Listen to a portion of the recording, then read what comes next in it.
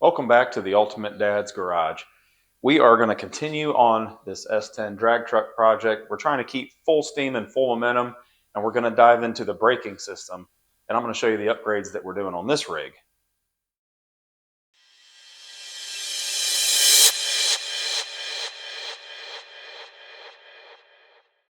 Now, I've mentioned several times of the transformation that this truck has been through since its original designed build of a 2.8 liter 5-speed with power brakes, power steering, power everything.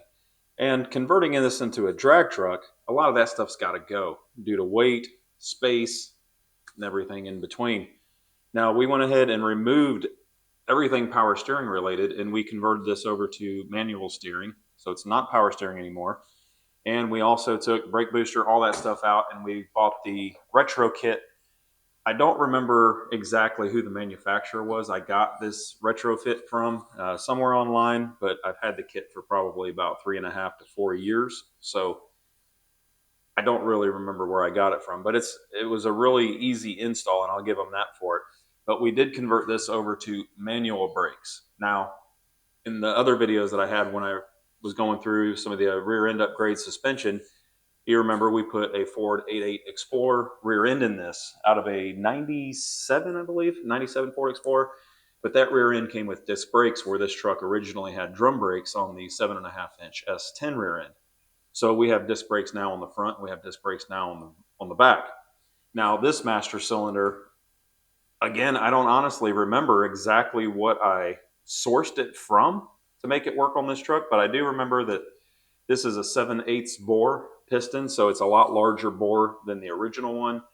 And I did just pick up a adjustable brake proportioning valve. Here's the knob for increasing or decreasing the rear braking pressure. Now, we also have got a PQY brake lock. It's electronic brake lock. Now, I got this on Amazon, about $35. The reviews were okay. Some said that it wouldn't hold it wouldn't hold the brake during certain processes and stuff like that. And then there's a lot of other people said that it worked great. So we're going to give it a whirl. Even with some of the other brands, they look exactly the same. It's probably just the label on it. But anyway, don't have anything hooked up here. But I mounted the PQY brake lock directly under the master cylinder because this is a kind of like a blanking plug, so to speak, whatnot. So I had a lot of space in this aluminum plate underneath here. And so I figured, hey, that gets it out of the way and it tucks it up under there nicely. Now, one thing in these PQY brake lock instructions, I didn't get any. There was no instructions in the book, in the box that I got with this. So I kind of just ran some air through it and clicking on and off with the battery to see what ports open and close. The very top center port, that is the inlet in this brake solenoid. The middle or the bottom one in the front, that's an outlet, and then each side is an outlet. So there's only one inlet, and then there's 3 outlets. But we're only going to run this on our front brakes. We want to have the ability to smash a button, lock up our front brakes so we can just do burnouts for days. So we're actually going to plug the side ports with the supplied plugs that came with the PQY solenoid. And I did have to get adapters for the inlet and the outlet because these are drilled to an NPT pipe thread. They are not a brake flare. So don't think you're going to put a brake line fitting directly into it. You're going to have an adapter, and I'm going to show you which adapter that I'm using. So this little brass adapter right there, I picked this up from Advanced Auto Parts, and this was a 3/16 by 1/8 inch NPT. So it does take you to a 3/16 inch line, which is perfect because that's basically what we're running everywhere on this. I guess that's the part number, the 320483.1, I'm assuming. I'm going to try to zoom in so you can kind of catch a glimpse of that. But you will have to have these adapters to make this work. It's a must-have. There's no other way around it.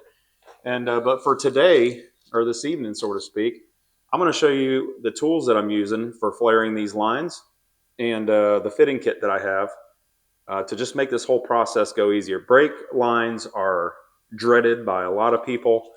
I don't enjoy doing them. But you have to do it. It's a necessary evil, so you might as well get the tools and the supplies to make your life easier.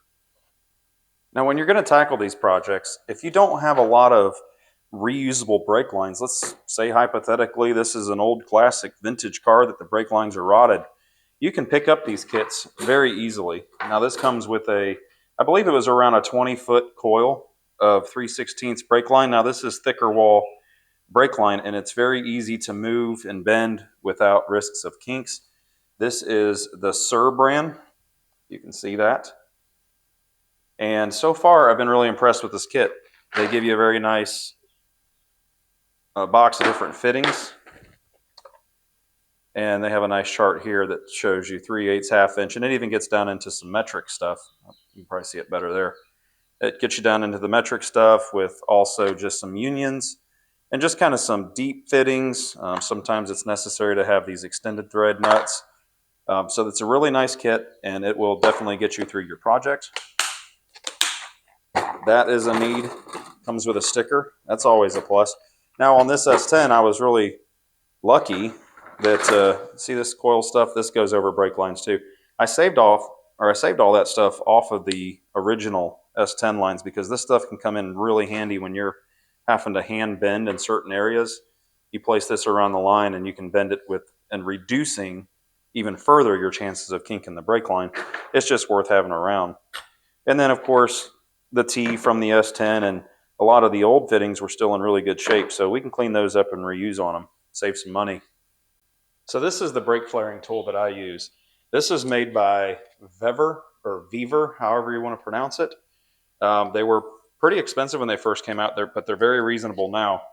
Basically, with this device here, and there's tons of other videos online about this, but to kind of give you a rundown, you could take the most expensive Snap-on, the old two-piece where you had to fold it together and you had to crank down the wing nuts and all that. Mac made them, Matco made them, cheap manufacturer tools made them. I don't care how expensive that tool is that you have, you can toss that in the trash after you have one of these, because I'm telling you, it doesn't get any simpler and more efficient and consistent than what this tool does. And I'm going to show you. So basically, you have to have a vise to mount this rig in. You're never going to use it without a vise. It takes a lot of torque, and it's required. So just let that be known. But this thing can do anywhere from 3/16 all the way up to a 3/8 line. So pretty decent size range. But the toolkit comes with two dies. This is for the 3/16 line. And on one side, you can do, let's see if I can show you easier. One side can do a 45 degree. One side can do a 37 degree. So make sure you got that going the right way. We're going to do 45s on this. But I zipped off a new piece of brake line. So we're going to stick that in there, put our die, or other half of the die. And when the cool part is you can let the brake line stick through as far as you want to. We're going to go ahead and cam this over, push in that knob, and we're just going to put a little bit of torque on it, but not much, just enough to snug it down a little bit. Now, the yellow setting on here is option 0, or operation 0. So you will turn the die, so this thing pivots, turn it to that, and we're going to go ahead and pull our bar. What that's going to do is that's going to set the distance between the brake line and the die. Then you can tighten this down. And since we're doing 3/16 line, we're going to go to operation 1, which is the 3/16. I'm going to spin that over. That lines up there. Go ahead and pull the lever until it stops. And then we're going to swing over to the orange, operation 2 for 3/16. So this is the last stage. Pull the lever until it stops.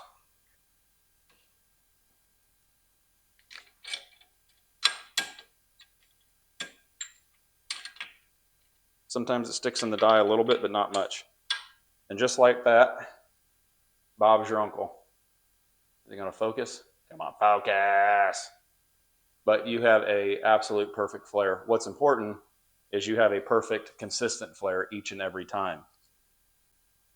Now, as I mentioned, this PQI block here already comes with 2 plugs in the case with it. It also comes with the thread tape. I went ahead and installed those since we're not going to use those.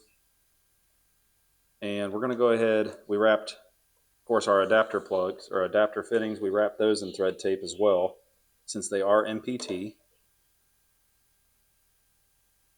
I'll tell you what, I'm about as least coordinated as anybody when it comes to threading in something left-handed. So this is a Speedway Motors adjustable proportioning valve, and they did a pretty good job labeling everything. There's two ports at the top where the adjustment knob and your brake light switch is. Of course, this port on your master cylinder is your front brakes. This is your rear brakes. So the Speedway proportioning valve has an FI for front in, RI for rear in, and you can see here RO for rear out. On the bottom here, front out as well. And then back here you have a front out. So you have one rear out and two front outs, which makes total sense. But the front out, we are going to actually plug the bottom one, and we're only going to use the front one to go into our brake solenoid. So I think the best way to do this is the path of least resistance. I think what we're going to do is we're going to use the port on the back, and then we can just come out, basically make a 90 degree this way and make another 90 degree this way. All right, just like that, you can see we have our front in, our front out, and that's going into the in of our brake solenoid. So now all we're needing to do is we're going to have to run a rear down.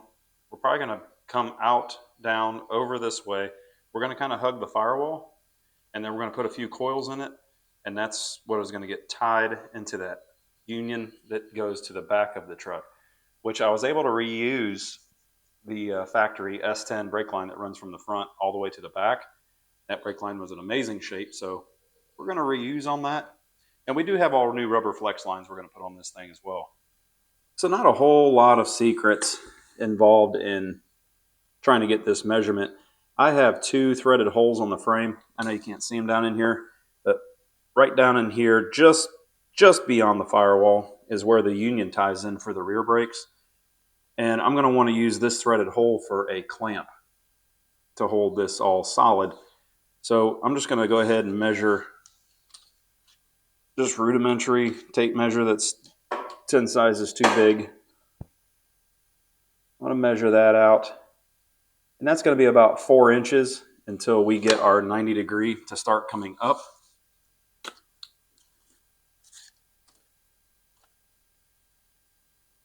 And then we're looking at about 14 inches.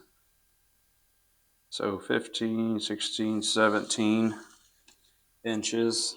And then about 6 more inches. 24. And then we're probably about another 2 inches, 25, 26. And then probably about 1.5 inches over. So we're going to cut us a piece about 30 inches long, and then we're going to go ahead and create our bends, our loops, our spirals, whatever you want to call it. Kind of the worst part is that it does come, because of the length, it does come in a spiral. You kind of almost have to hand straighten this thing out as you go. I got another tool to show you guys. I'm sure you've probably seen them before, but it's those inserts. Now this tool isn't mine, it actually belongs to my shop. I borrowed it to do this. I'll show you that in just a second. So we got our piece, we already got our other brake fittings laid out. So let's go ahead and start this. Probably want to start it, we're going to start this at the proportioning valve and get that geometry, whatever you want to call it, symmetric-y, whatever. Smart people words, but we're going to get that laid out, and then we're going to do our coil, which we're probably only looking to coil this probably about 3 times. All right, so success. We got 3 beautiful spirals. All I did is, so I have to do that header modification on the driver's side manifold to clear the steering shaft. So as much as it pains me to cut up a new header, I had to cut that off of cylinder number 8. But I was able to put that in the vise and just use that to create perfect coils. But now that we have that, we need to go ahead and get this side, get a fitting on it, get it flared.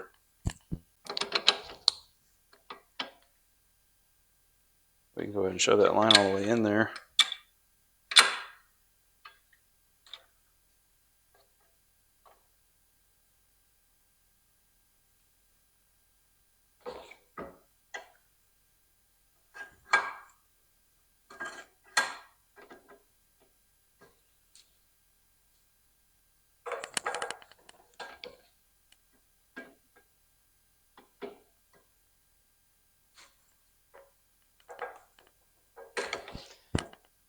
I know what some of you guys are thinking. How many have I flared so far where I forgot to put the fitting on? None so far, but we know that that's going to happen at some point. Now we saved on the factory S10 little hose clamps there, so we're going to reuse on that. It'll just kind of help hold that thing in place. Let's go ahead and get this installed. You can be as diligent as you want to, but there's still probably going to be a little bit of a fight to getting this exactly where she's going to want to rest. And I believe I'm going to start with this one down here because it's going to be the harder one. If you're wondering out there, you see so much other stuff that needs to be done on the truck and you're wondering why I'm diving into the brakes right now. Mainly because I ain't got no fenders on it. Right now is the perfect time to get into all these hard to reach places and you don't have a bunch of stuff in the way. And if you have to, I can always take these lines back off, but at least later down the road, I'm not starting at square one trying to make all this work. We'll go, probably going to have to go down underneath and tighten up that union. I did leave it loose on both sides. And then we'll tighten this side and we'll just kind of hand tweak it along the way. So originally when I seen this proportioning valve, I was wondering where I was going to mount it. I had options to go over here, but you didn't want all that just cluttering up the firewall until I realized I'm like, you know what, the brake lines themselves, once all these are in there and tight, it's going to be more than enough rigidity to hold this thing in place. And what in line? It ain't going to go anywhere. So we're going to let it hang down there. It has easy access to the adjustments, brake switch if that was to ever fail. So we're just leaving it right where it's at. Oh. For one, that's not a 9/16. Apparently it's not a 1/2 inch either, it's metric. So we are going to hang it up for tonight. It is getting really late. I'm very tired, and you get to a point you're not sure if you're making the right decision, clear decisions. Everything is looking really good. I don't doubt what I got going on here. I had this piece that runs from the output side of our brake lock down to our T for our front brakes. I had a piece that was borderline too short. I was able to make it work. I only got 2 coils in it. But the more I look at it, I kind of am thinking I'm going to bring it around on this side, make a new piece, and coil them up here and try to run in, up, and over just to kind of stay away from where this header pipe is going to come out here. Now our steering shaft that we're going to replace this one with is going to be a lot smaller in diameter up here, so that'll give me some clearance.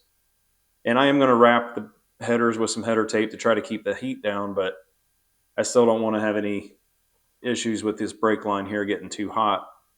So I think that we'll revisit that whenever I'm thinking clearly, get a little bit of shut eye under our belt. But for now, really happy with everything that's going on. Everything's turning out really solid. And yeah, our rear brake lines are completely hooked up except for the calipers. So we're going to keep moving on.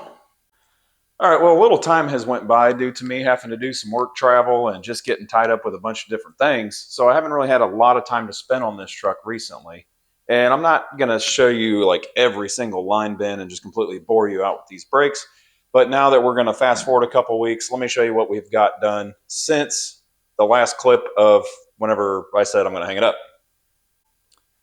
So our brakes are fully complete with the exception of this PQY brake solenoid, guess what? It doesn't work. That's just perfect. Now, I say that, I'm not going to knock it just yet. There's a possibility that maybe I have some air still trapped in the system. The brakes are working good, so I don't think I do, but we'll see. I'm going to dive into that later. But when we bled the brakes and I had Asher pumping it up and holding it, I did energize the solenoid itself. You can hear it click, but it is just not locking up the front brakes and holding it. So we're going to have to dive into that some. Of course, our proportioning valve, that's going to be something we're going to have to adjust later down the road once we actually get it running. But it's all hooked up, plumbed. It looks beautiful. Everything's working. That's our T for our front brakes. Goes down into new flex hoses on both sides. All the brakes have new rotors and pads, and they're working great. So manual brakes, we can check that off the list. And we painted our calipers orange. Why? Because we still had some orange paint left over.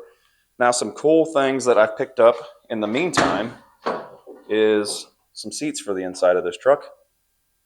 These are out of a 2019, I'm told, Subaru something.